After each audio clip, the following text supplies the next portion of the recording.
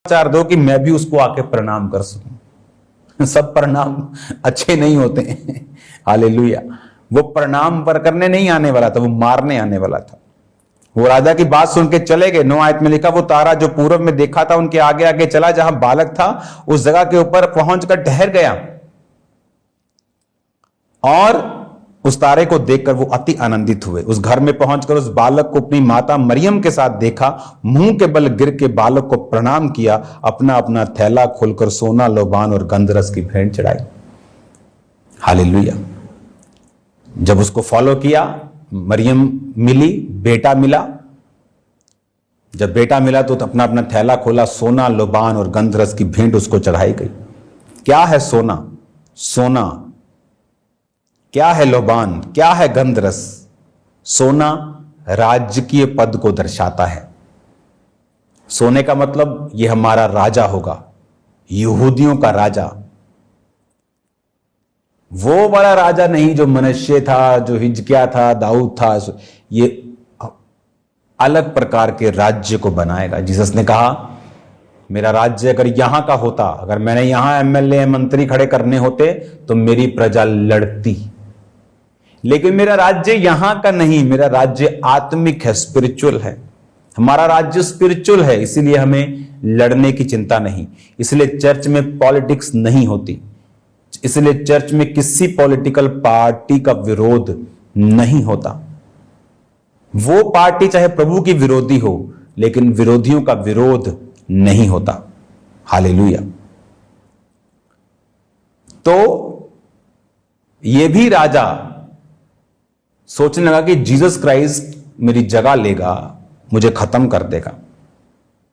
तो जहां क्रिश्चियंस होंगे वहां पे बरकतें होंगी, वहां पे आशीषें होंगी, वहां पे हेल्पर्स होंगे, प्रार्थनाएं करने वाले लोग होंगे, चंगियाई देने वाले लोग होंगे, बरकत देने वाले लोग होंगे। जहां क्रिश्चियंस हों उनका रोज थैंक्स किया करो। उनकी वजह से बहुत सारी प्रॉब्लम से आप बच जाते हैं।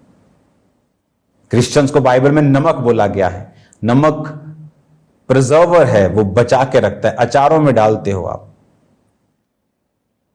आपके जो लेज खाते हो उसमें नमक कितना होता है आपको मालूम नहीं। नमक बचा के रखता है उनको। धूप में पड़े रहते हैं पैकेट, क्योंकि प्रिजर्वेटिव है और नमक है। हालेलुया। तो परमेश्वर ने सोना यानी राजा का पद, कौन सा राजा? हमारा स्पिरिचुअल राज्य को बनाने के लिए प्रभु यीशु मसीह आए। सोना राजा होने को दर्शाता है। और बाइबल कहती है जब उसको सोने की भेंट चढ़ाई, लोबान याजक होने की निशानी है। इसलिए परमेश्वर ने कहा जितने परमेश्वर में आएंगे वो परमेश्वर के लिए राजा और याजक हैं। पुराने टाइम में याजक आपके लिए बलियों को चढ़ाते थे, भेंटों को चढ़ाते थे, लेकिन अब ऐसा नहीं है। अब वो भेंटों और बलियों को नहीं चढ़ाते, क्योंकि आप खुद याजक हैं। आप खुद प्रभु की उपस्थिति में जा सकते हैं, खुद माफी मांग सकते हैं। आपको मेरी जरूरत नहीं है। अगर आपने पाप किया, आपको माफी के लिए कन्फेस करने की जरूरत नहीं है। बहुत कम होता है कि आप अपने पास्टर को बताते हैं ताकि आप उससे निकल सके। अगर वो कंफ्यूजन है तो माफ खुदा ने करना है आपको। और जब आप माफी मांगते हैं, खुदा आपको माफ करता है, क्योंकि आप याजक हैं। क्योंकि खुदा यीशु मसीह महायाजक बना और हमें याजक की कुर्सी दे गया। गंधरस की भेंट चढ़ाई। गंधरस कड़वा होता है, एक कड़वा मटेरियल है ये। और ये कड़वा मटेरियल उसको इसलिए दिया गया क्योंकि उसको क्रूस उठाना था, उसको क्रूस की सजा को लेना था। इसीलिए उसे बोला गया कि गंधरस की भेंट चढ़ाई, कि प्रोफेटिक वर्ड के कारण कि तू राजा होगा सोना, तू याजक महायाजक होगा लोबान, तू हमारे लिए कड़वे घूंट को पिएगा क्रॉस। उस पर थूका गया, उसको मारा गया। वो गंधरस की निशानी थी। 3 भेंटें प्रभु यीशु मसीह को दी गई। और इमेजिन करो, वाइज मैन, एक अन्य जाति लोग भी जानते थे कि जब वो खुदा बाप के सामने जाएं, जब वो परमेश्वर के बेटे इस जगत के राजा के सामने जाएं, तो भेंट के साथ जाएं। लेकिन आज ये सॉन्ग मैंने सुना था कि परमेश्वर भेंटाणी ओ देखदा ए दिल, ये रॉन्ग है। वो भेंट देखता है। उसने विधवा की छोटी भेंट को देखा। उसने कहा विधवा ने अपनी घटती में डाला, इसने सब कुछ डाल दिया है। आज लोग प्रभु की उपस्थिति में जाते हैं खाली हाथ।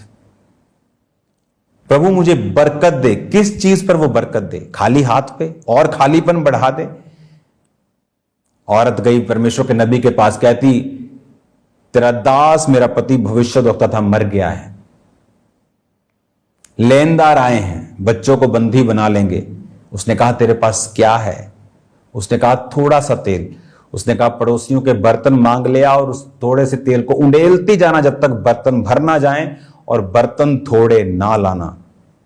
इमेजिन करो, तेल भरती गई, बर्तन भर गए, इतना तेल हुआ कि उसने बेचकर कर्जा उतार दिया और जो बाकी बचा अपने परिवार का गुजारा उस तेल के पैसों के साथ किया, क्योंकि उसके पास थोड़ा कुछ था।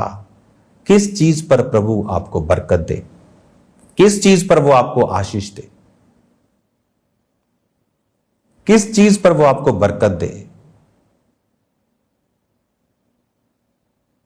खाली हाथ पे वो क्या बरकत देगा? खुदावंद की प्रेजेंस में कभी खाली हाथ मत जाओ। चर्च में कभी आपके अगर बच्चे भी जा रहे हैं, चाहे उनको क्वाइंस दो, चाहे उनको 10 रुपए का नोट क्यों ना दो, खाली हाथ मत भेजो। अपने बच्चों को देने की आदत डालो, ताकि आपके बच्चे भी उस स्पिरिट में पैदा हों, उस स्पिरिट में बड़े हों कि हमें खुदा के लिए काम करना है। आज यहूदियों ने पूरी दुनिया में कब्जा किया हुआ। 90% मीडिया यहूदियों का है। अमेरिका में बड़े बड़े बिगेस्ट बिजनेस क्या होंगे, बिजनेस या क्या लोगों ने देखा? कुछ नहीं देखा। जो वहां के बिजनेसमैन, खरबों रुपए के बिजनेस किसके हैं? यहूदियों के। क्यों? टाइथ देने की आदत है, दशवान देने की आदत है, बोने की आदत है।